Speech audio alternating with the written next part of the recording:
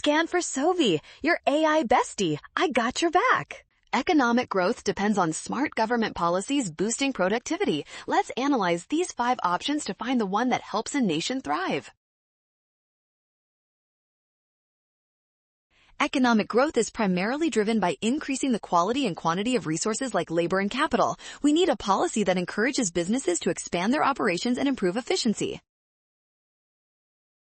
Increasing investment tax credits directly incentivizes firms to spend more on new machinery and technology. This specific policy makes it much cheaper for companies to upgrade their tools and expand production. This increases the total stock of physical capital available. More capital leads to higher productivity and long-term growth, making option E our clear winner.